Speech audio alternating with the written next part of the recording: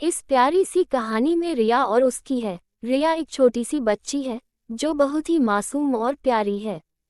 उसकी मम्मी एक अध्यापिका है जो बच्चों को पढ़ाई में प्रेरित करने के लिए बहुत जुटी रहती है, जो कि एक बहुत समझदार टीचर और एक अच्छी माँ है।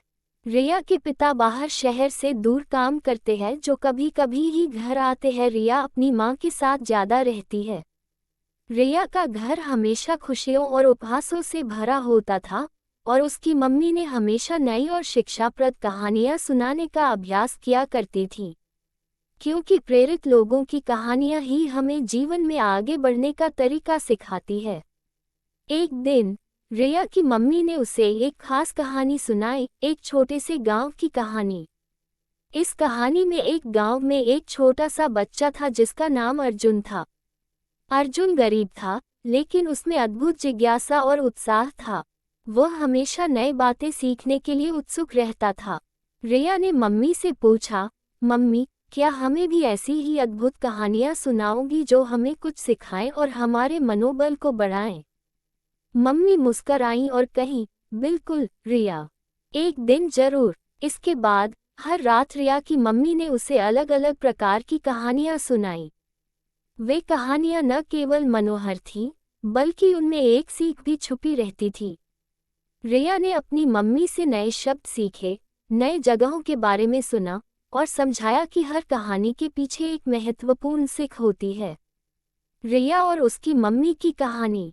एक कहानी में एक सफल उदाहरण देने के बाद मम्मी ने कहा, रिया, हमेशा याद रखो कि हर चुनौती का सामना करना, नई चीजें सीखना और बड़ा सोचना हमें बेहतर बनाता है। रिया ने पूछा, मम्मी, ऐसा कैसे हो सकता है? रिया की मम्मी हंसते हुए बोली, ये सीखने की भावना तुम्हें नए दृष्टिकोण प्रदान करती है और नए दृष्टिकोण से ही हम जीवन में सफलता प्राप्त कर सकते हैं।